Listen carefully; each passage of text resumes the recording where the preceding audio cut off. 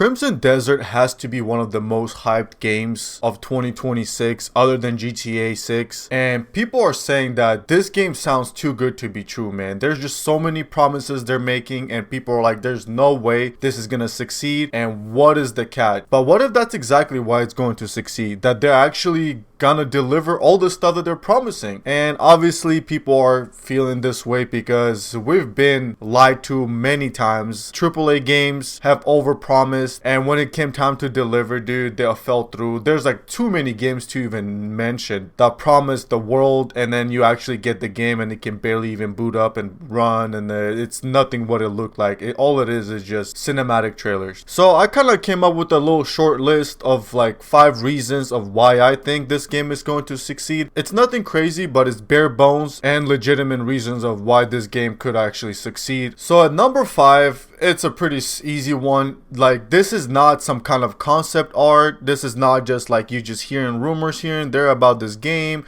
getting cinematic trailers. We've seen actual raw gameplay. We've seen combat. We've seen the physics, the flying, the climbing.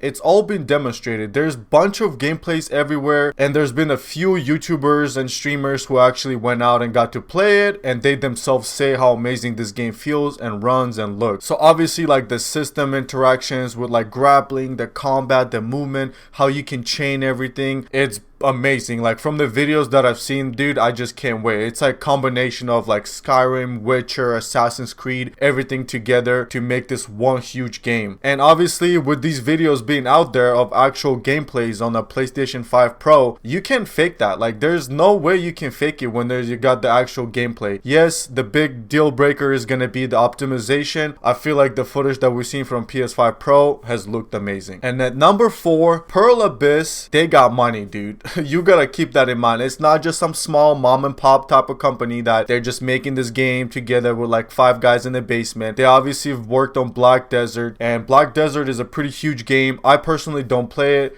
but the way the combat is in the game, the way the game is built, done amazing. On the other hand, Crimson Desert is going to be the opposite of that. It's going to have none of the online features, at least for now, and no microtransactions, which is huge. So obviously when a company like this has this financial stability, there's less pressure, and they're more hoping to appease the gamers, to appease the fans, and sell this $70 game to them as a single player open world game, and be like, yo, we're promising you guys this, and here's the game, hope you guys enjoy. And that's basically where they're trying to make their money. They're not going to be shoving no microtransactions in here to milk every single dollar out of us. So one thing that's making people say this is fake and stuff, and like it's too good to be true, is going to be our number 3, and which is the combat that actually evolves throughout the game. Like, people keep saying, it's like, haha, this is like Assassin's Creed, this is copying The Witcher, this is copying the Souls games. Like, the throne, the enemies, the terrain interactions, and the physical like combat that you get into with different kind of characters, climbing, flying, and the fallen attacks, like, and the transitions between like ground combat and the mounted combat, and then the fact that you can just beat people up in the air, dude. Like, what? Obviously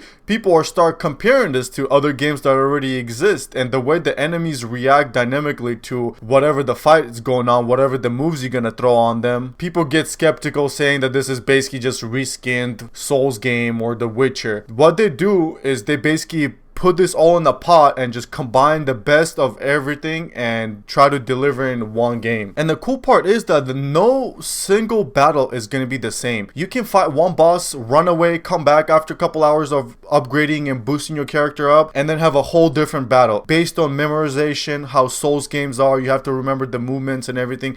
You can just go back and come back and have a whole totally different battle, which is awesome. But of course, the combat only works because of what surrounds it. And here is for our number 2, a world that feels alive. Like, from what I've seen from the videos and from what's being promised, is that this game is massive. It's like twice the size of Skyrim. The gamers been desperate for an open world game, and there's this kind of like an open world fatigue. People been kind of like craving something new, you know, like a 2026 2025 type of game. Like, I feel like we haven't had anything really like a next gen. And the fact that this game is gonna have dynamic environments, obviously there's been games that done it before, but this is gonna be on the next gen consoles, and it's the new experience. Like obviously the dynamic weather, the destruction, the wildlife, and also the cool part is that you're gonna explore the world however you want. There's not gonna be anything forcing you to go here, to go there. You're gonna be able to explore the game at your own pace and take your time. And finally, the number one reason why I think this game will succeed is because it's releasing to a hungry market. And obviously that's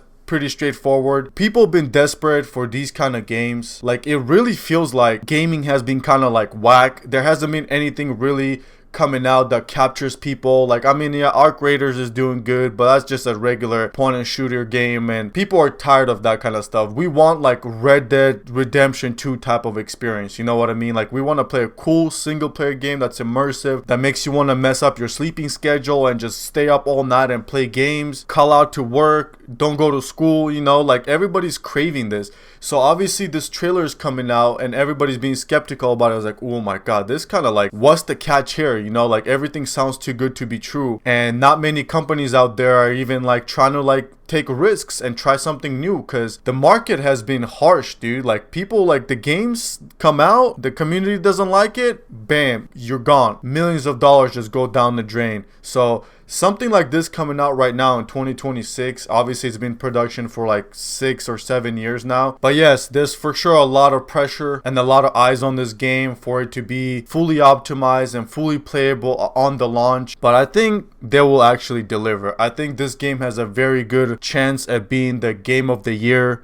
Obviously it's gonna be very hard with GTA 6 coming out, but I think it's gonna be up there. But yeah, man, what do you guys think? Do you guys think this game is too good to be true? And are you guys actually excited about this game? Are you guys gonna pre-order? Because I already got this thing pre-ordered, my first pre-ordered game that I've had in years, and I just can't wait till March 19th. But yeah, I hope you guys enjoyed this video, and peace out.